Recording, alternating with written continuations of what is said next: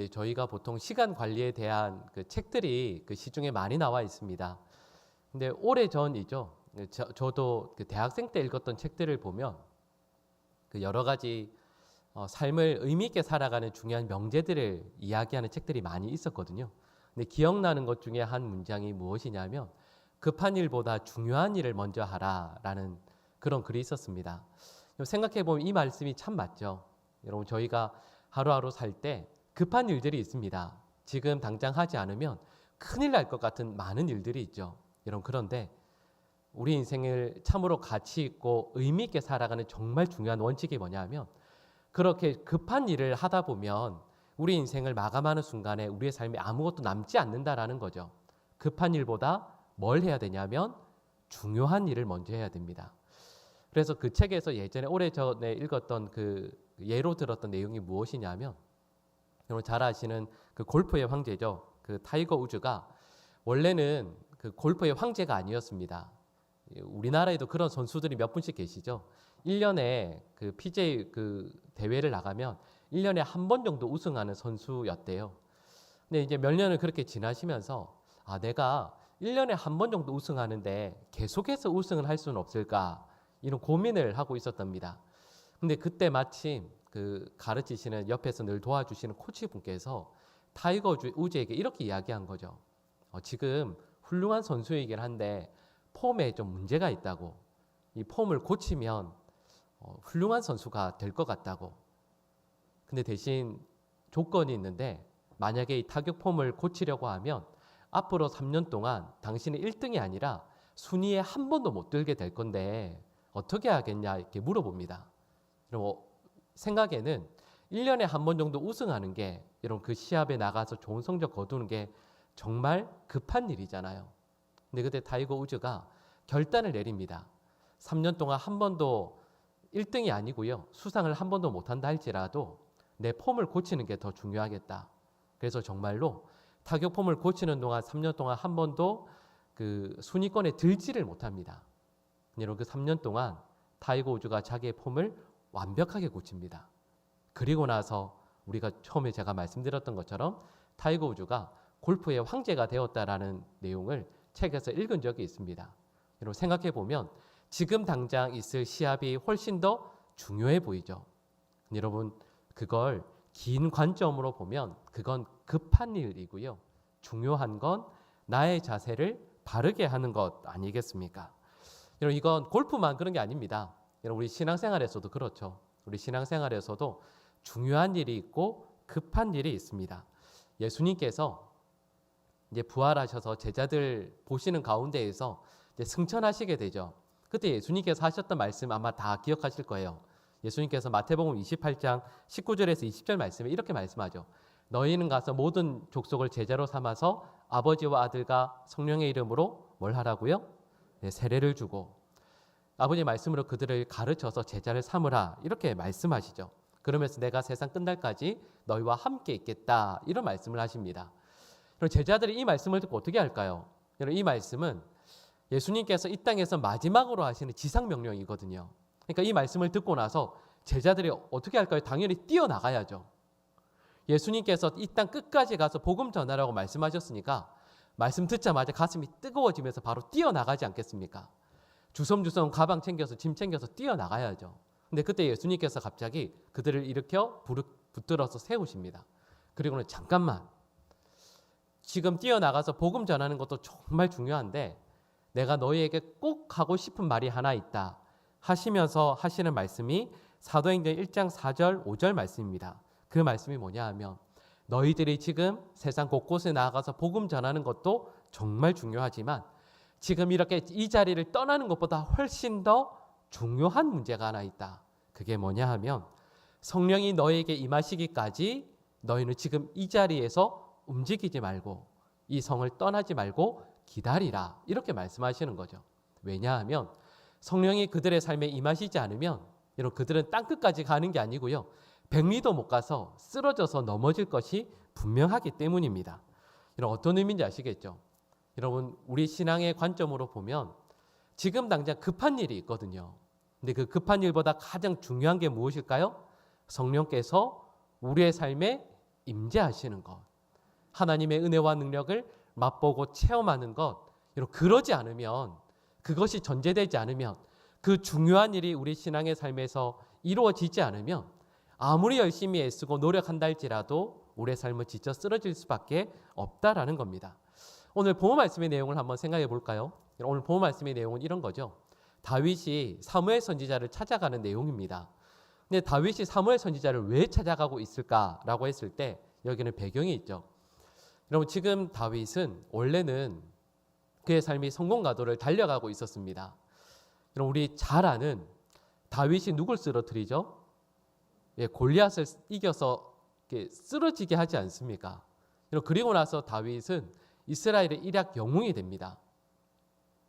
이스라엘 백성들 모두가 존경하고 사랑하고, 우리로 말하면 사위 삼고 싶은 사람이 된 거죠. 누구나 인정할 만한, 그래서 결국에는 사울 왕의 사위가 되기도 하죠. 근데 다윗이 사울과 함께 골리앗을 쓰러뜨리고 나서 블레셋과의 전쟁에서 이기고 나서 이스라엘로 돌아올 때, 여러분 잘 아시죠? 이스라엘 여인들이 노래를 부릅니다. 뭐라고 부르죠? 사울은 천천히고 다윗은 만만이다. 이 노래 부르지 않습니까? 근데 그때 사울 왕의 마음이 확 돌아섭니다. 이 다윗을 주목해서 보게 되죠. 근데 여러분, 사울 왕에게 그 정규 군사가 몇 명이었냐면 3,000명이 있었습니다. 근데 그 3,000명 가운데에서 그 1,000명의 그 군사를 누가 원래 맡았었냐면 다윗이 맡게 되죠. 2,000명은 자기와 아들 요나단이 맡게 되고요. 그 1,000명을 다윗에게 맡겨서 이끌게 합니다. 근데 다윗이 이 골리앗만 이긴 게 아니고 이 1,000명을 데리고 나가서 전쟁을 할 때마다 모든 전쟁에서 다 이기게 되죠. 그리고 이것 때문에 처음에 다윗을 사랑하고 좋아했던 사울 왕이 그 마음이 진짜 돌아서게 됩니다. 골리앗을 죽이고 나서 그 전쟁에서 이기고 나서 돌아올 때 그 노래를 들으면서 마음이 상했던 이 사울 왕은 시간이 가면 갈수록 이 다윗을 말 그대로요 증오하고 죽이려고 하게 되죠. 그래서 결국은 다윗이 도망가게 됩니다. 쫓겨나가게 되죠. 여러분, 그런데 이렇게 도망가게 된 이 다윗이 가장 먼저 달려가고 있는 곳, 거기가 어디냐면 오늘 본 말씀에 나오는 이 사무엘 선지자를 향해서 달려가게 되는 거죠. 여러분, 다윗은 이 사무엘 선지자를 만나고 나서 이 광야에서 도망자로 삶을 살게 됩니다. 다윗은 광야에서 참 힘들게 살죠. 여러분, 저희가 출애굽기 말씀을 보시면 이스라엘 백성들이 광야에서 참 많은 기적을 체험하잖아요. 매일매일 체험하죠. 낮에는 구름 기둥, 밤에는 불기둥이 지켜주죠. 그리고 목이 마르면 모세가 암석을 바위를 치면 거기에서 물이 나오기도 했습니다.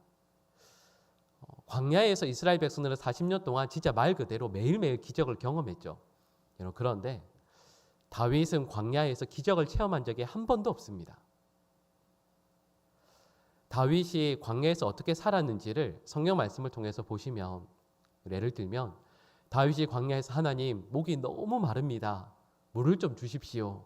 간절히 기도했을 때, 여러분, 그 광야에서 갑자기 바위에서 물이 터져서 나온 적이 한 번도 없습니다. 다윗이 광야에서 너무 추워서 하나님, 불기둥으로 저를 좀 따뜻하게 지켜주십시오라고 했을 때 실은 그런 적이 한 번도 없죠. 그러니까 다윗은 광야에서 10여 년을 지나면서 말 그대로 광야의 모든 고난과 어려움들을 자기의 온 삶으로 다 받아야만 했습니다. 정말 힘들게 살았던 거죠. 그 어렵고 힘든 삶을 살기 전에 다윗이 사무엘 선지자를 만나러 가게 됩니다. 여러분, 다윗이 사무엘 선지자를 만나러 가면서 여러분 뭘 기대하면서 갔을까요? 여러분, 실은 다윗이 사무엘 선지자를 만나러 가는 이 상황 자체는 지혜로운 판단이 아닙니다. 왜냐하면 여러분, 이스라엘 사람들 가운데에서 이스라엘 백성 이 당시만 해도요, 이스라엘 백성들의 가장 유명한 사람 2명 뽑으라면 누굴까요? 첫 번째는 이스라엘의 영적인 지도자인 사무엘입니다. 사무엘이 어떤 말을 하거나 어느 곳을 찾아가거나 행동을 하면 그건 이스라엘에서 말 그대로 유명한 이슈가 되는 거죠. 여러분, 이 사무엘은 누군가를 만날 때 그게 절대 비밀로 될 수가 없습니다. 그래서 다윗의 아버지 이새 그 가정을 만나러 갔을 때 모두가 실은 성에 있는 모든 사람들이 다 두려워하잖아요. 그러니까 사무엘 선지자가 누구를 만난다라는 것, 여러분, 그건 이스라엘에서 소문이 날 수밖에 없죠. 그리고 두 번째요. 이스라엘에서 또 유명한 사람이 누굴까요? 말씀드렸던 다윗이죠. 다윗은 이스라엘에서 말 그대로 유명한 스타거든요. 그러니까 다윗이 어디를 가고 어떤 일을 하는 건 이스라엘 백성들의 입에서 늘 오르내리락 할 수밖에 없습니다. 근데 문제는 뭐냐 하면 오늘 본 말씀에 보니까요.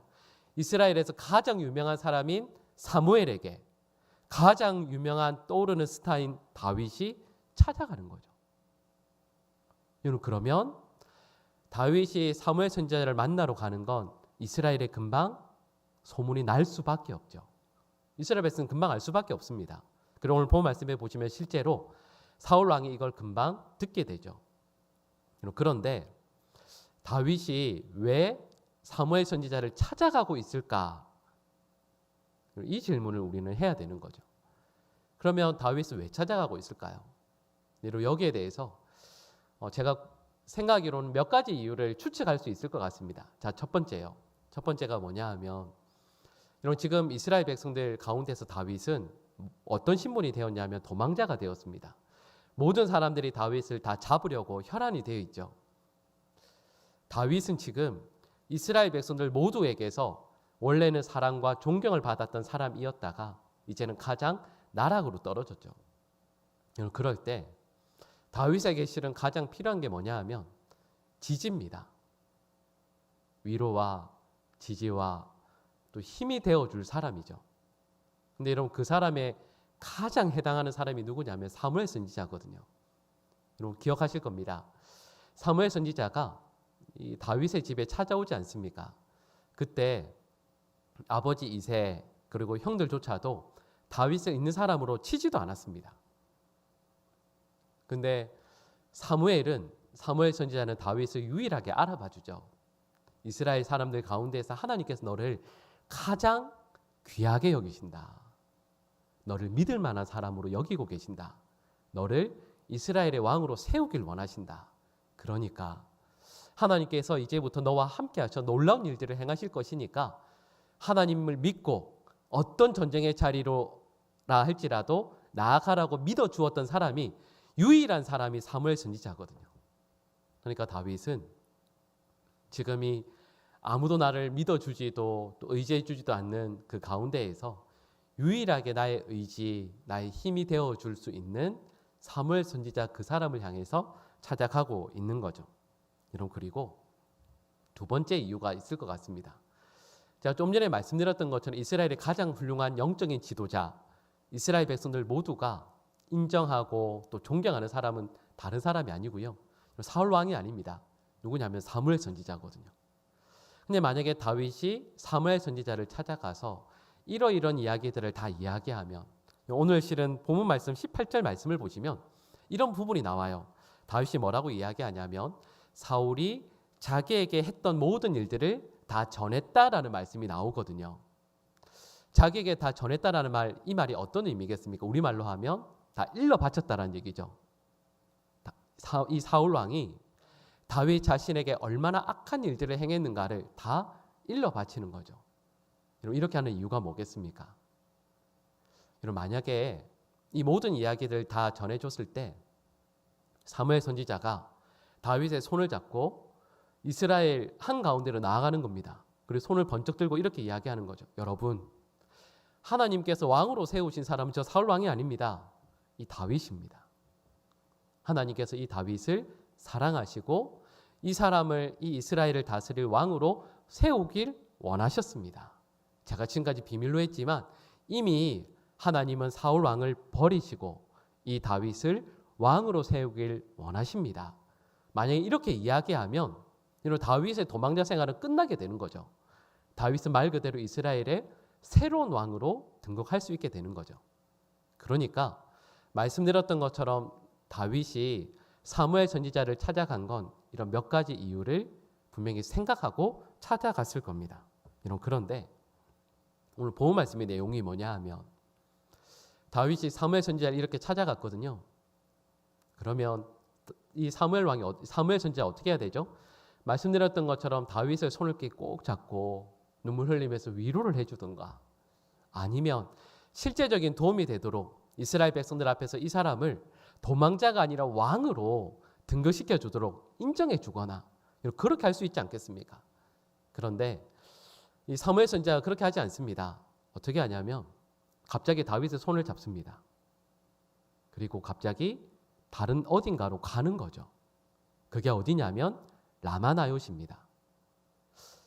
말씀드렸던 몇 가지 도움을 사무엘 선지자가 다윗에게 주는 게 아니고요.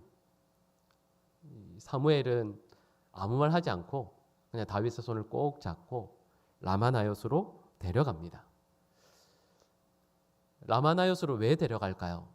이 나요시라는 이 말이, 이 히브리어가 원래 우리 지금 말로 번역을 하면 가장 가까운 말로 번역하면 기숙사입니다.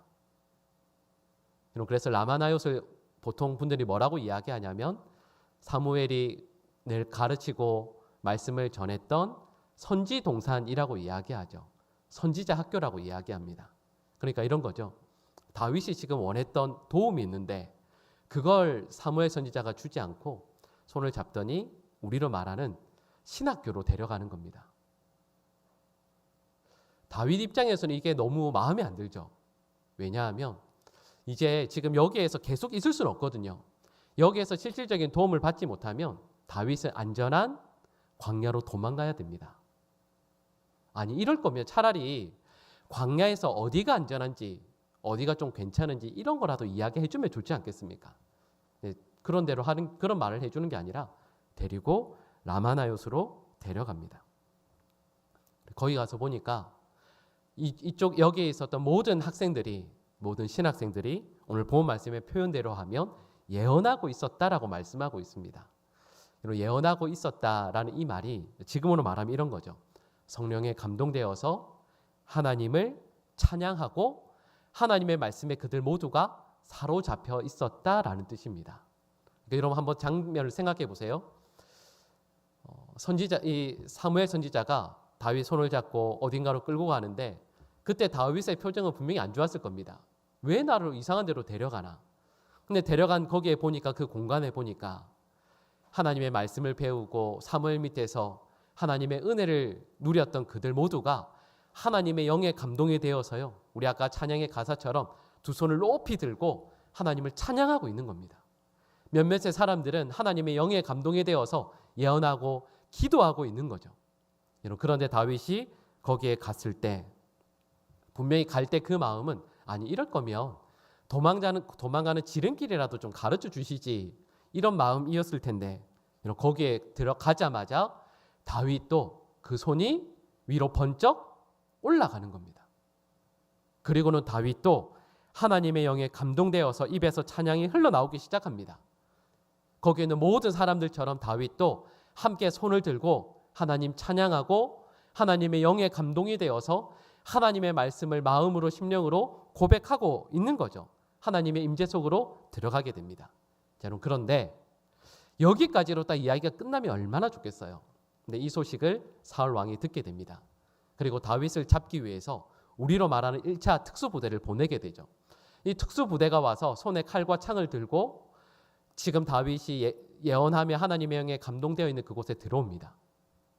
들어오자마자 그 사람들은 어떻게 하죠? 손에 들고 있던 창과 칼을 내려놓고 이 사람들이 똑같이 두 손을 높이 들고 하나님께 찬양하기 시작하는 겁니다.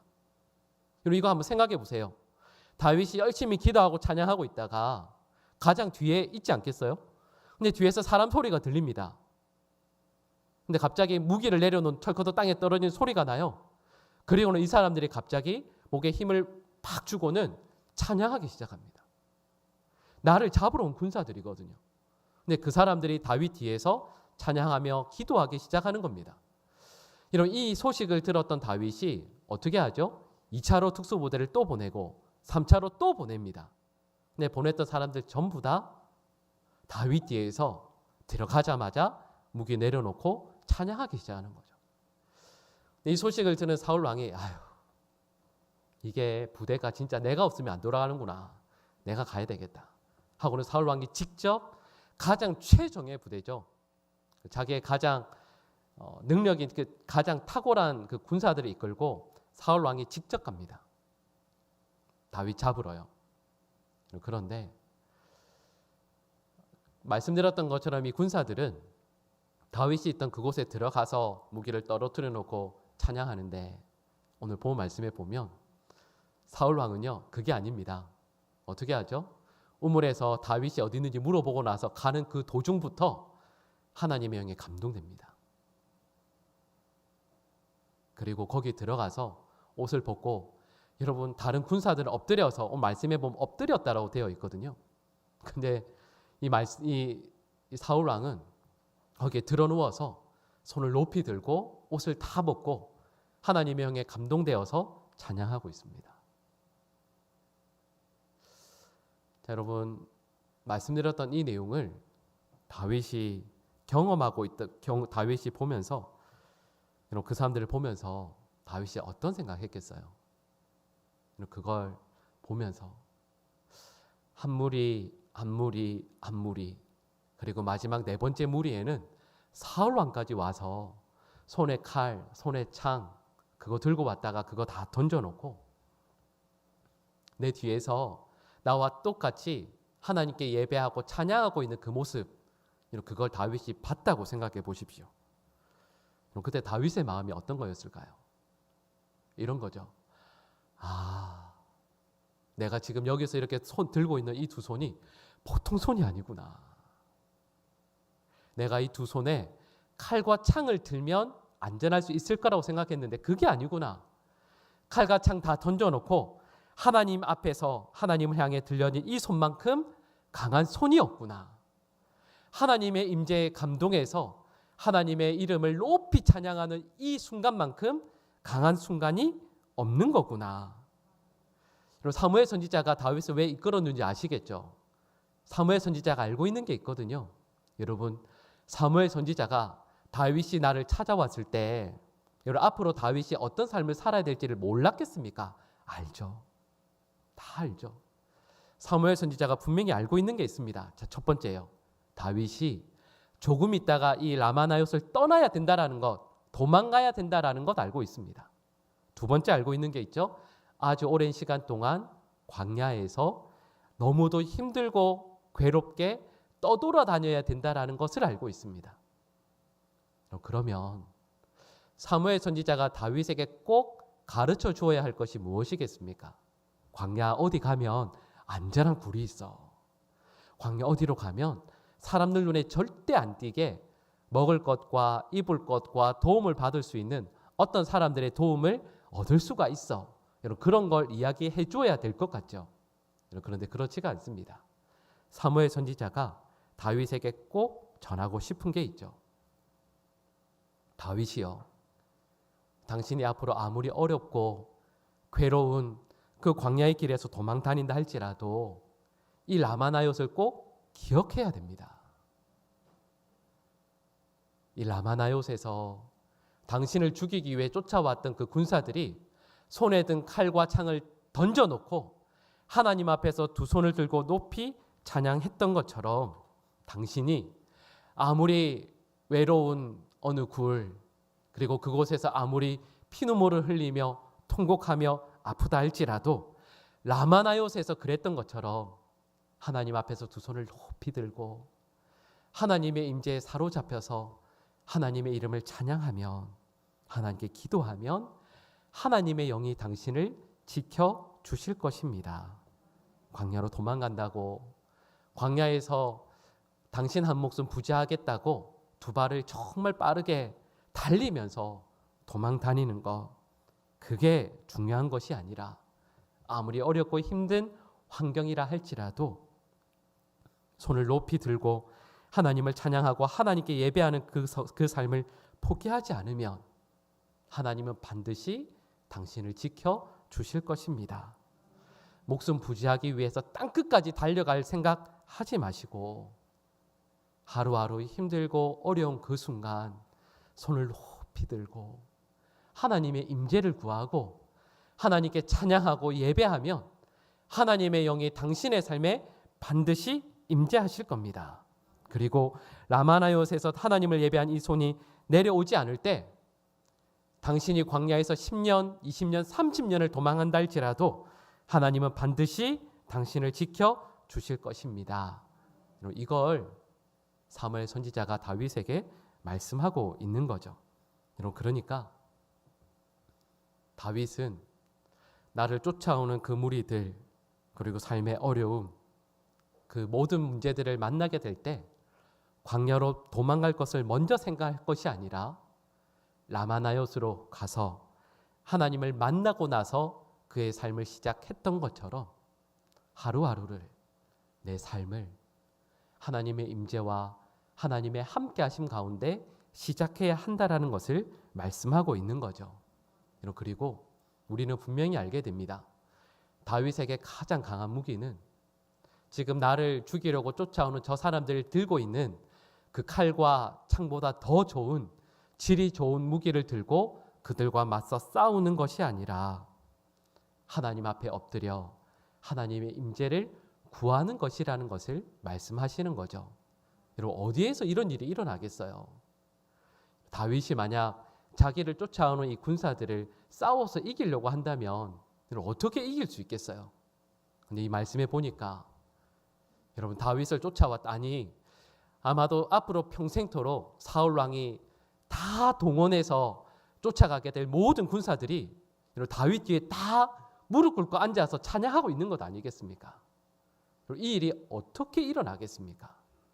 그 일은 오직 다윗이 하나님의 임재를 구하며 임재 속에서 자기의 온 마음과 힘을 하나님께 온전히 올려드릴 때 아니겠습니까? 세상에 어떤 무기가 나를 괴롭히는 그 문제를, 그리고 그 사람들을 이렇게 바꿀 수가 있겠어요? 여러분, 그리고 저는 우리 모든 성도들의 삶이, 여러분, 우리의 삶에서 광야 같은 어려움, 괴로움들을 만나게 되었을 때 여러분, 지금 당장 급한 일, 도망가는 일이죠. 어떻게 해서 나의 목숨을 부지하는 그것이 아니라 하나님의 임재와 은혜를 먼저 구하는 하나님의 백성들이 되시기를 간절히 축복합니다. 여러분, 저희가 이 광야에서 살아남는 법은 말씀드렸던 것처럼 잘 숨을 수 있는 바위, 그리고 절대 물이 끊기지 않는 오아시스 찾는 것이 아닙니다. 여러분, 그것도 실은 필요하겠죠. 여러분, 그러나 우리 하나님의 백성들에게 가장 중요한 것은 안전한 바위 및 그리고 물이 가득한 오아시스를 찾는 것이 먼저가 아니라 하나님의 임재를 먼저 구하는 것, 하나님을 먼저 누리는 것, 하나님께 두 손을 들고 간절히 기도하는 가운데에서 하나님께서 나의 삶을 붙드시고 인도하신다라는 것을 분명히 체험하는 것, 여러분, 그것이 우리 모두에게 가장 중요한 일이라 말씀하시는 거죠. 여러분, 그래서 다윗의 삶을 보면 여러분, 다윗은 분명히 광야에서 열심히 도망 다닙니다. 그렇죠. 다윗은 광야에서 두 발을 열심히 놀려서 열심히 달려갑니다. 여러분, 그런데 그 두 발은 열심히 달리지만 하나님을 향해 들고 있는 그 두 손이 내려오지 않을 때 다윗의 심령에는 하나님을 향한, 그리고 세상의 모든 이들이 부러워할 만한 아름다운 찬양과 고백이 그의 삶에 가득했다라는 것을 우리는 알게 됩니다. 광야에서, 우리 삶에서 가장 어렵고 힘든 그 삶의 자리에서 저와 여러분들이 살아남는, 그리고 이겨내는 가장 중요한 길은 다름 아니라 라마나요스를 먼저 체험하는 것, 하나님의 은혜와 하나님의 임재를 체험하는 것이라 말할 수 있는 거죠. 여러분, 그래서 여러분 잘 아시는 말씀입니다. 시편 61편 3절에 다윗이 이렇게 말씀합니다. 여러분, 그 광야를, 그 두 발을 열심히 놀려서 도망 다니면서 다윗이 이렇게 고백해요. 하나님, 저에게 가장 안전한 피난처는 바로 주님이십니다. 세상 사람들이 볼 때는 여러분, 광야를 지도를 펴놓고 여기가 안전한 데라고 생각하는데 다윗은 매일매일 라마나요새 하나님의 임재를 체험하고 하나님께 두 손을 높이 들고 하나님께 찬양했던 그 순간들을 매일매일 경험하게 되니까 여러분, 그러면 하나님이 바로 나의 가장 안전한 피난처라 고백할 수 있게 되는 거죠. 여러분, 그리고 이걸 우리 삶에 적용해 볼까요? 여러분, 우리 여기 이제 우리 청년들도 많이 계신데 여기 아마 연세 드신 분들 아마 기억나실 거예요. 여러분 20년, 30년, 40년 전에 여러분 생각해 볼까요? 30년, 40년 전에 우리의 삶이 힘들었을까요? 지금 삶이 더 힘들까요? 그렇죠. 지금이 훨씬 더 힘든 것 같죠. 참 힘든 것 같아요. 여러분, 그런데 옛날 사진이나 내용들을 다시 한번 곰곰이 생각을 해보면 그때 어떻게 살았을까 싶어요. 그때 정말 힘들었거든요. 저도 정말 힘들었거든요. 근데 여러분, 그때는 지금보다 힘들지 않았던 것 같아요. 왜냐하면 여러분, 기억나십니까? 우리 오늘 몇 시에 끝나죠? 대충 한 10시 전에는 끝나겠죠. 그죠? 여러분, 자꾸 이러시면 곤란합니다. 오래 할 수도 있습니다. 여러분, 생각해 보세요.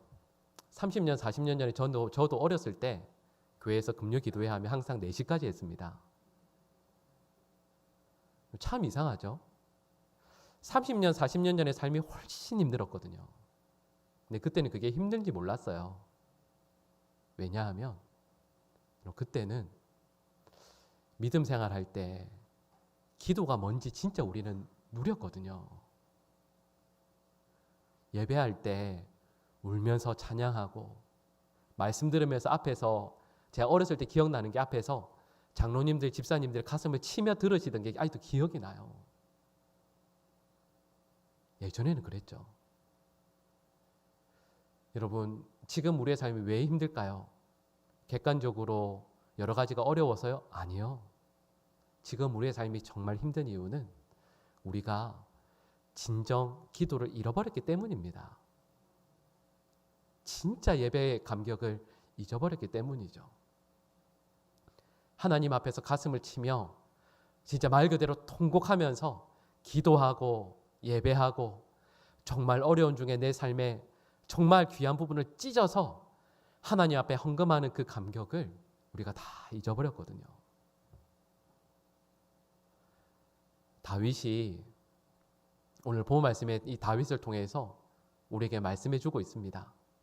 우리가 지금 우리의 삶이 어렵고 힘든 이유는 객관적인 상황이 어려워져서가 아니라 하나님의 임재를 누렸던 그 라마나요스의 감격을 우리 모두가 잃어버렸기 때문이라 말씀하시는 거죠. 그리고 전 우리 모든 성도들에게 하나님께서 이 은혜를 허락해 주시기를 간절히 축복합니다. 여러분, 이 라마나요스의 은혜를, 그 감격을 다시 회복하시는 믿음의 백성들 되시기를 간절히 축복합니다. 어렵고 힘든 순간 광야로 달려가면서 안전한 곳, 물이 많은 곳, 그래도 남들보다 더 괜찮은 곳, 먼저 그곳 찾아가기 위해서 두 발을 먼저 바쁘게 놀리는 것이 아니라 하나님의 임재를 먼저 누리는 하나님의 백성이 되게 해주십시오. 찬양할 때, 기도할 때 하나님께서 우리의 마음을 만져주시는 그 놀라운 경험을 다시 한번 할 수 있게 해주십시오. 여러분, 그러할 때 우리 보강중앙교회도 우리 모든 성도들도 하나님 앞에서 바른 믿음의 백성들로 서게 될 줄로 믿습니다. 여러분, 근심, 걱정, 어려움, 이런 그 모든 것들이 많이 있지만 그러나 그 모든 것들은 사라지고 구속한 주만 보게 하시는, 두려움에 왔다가 두 손 들고 찬양하는 다윗과 같이요, 라마나요스의 그 감격과 은혜를 모두 누리시는 우리 모든 믿음의 백성들 되시기를 간절히 축복합니다. 우리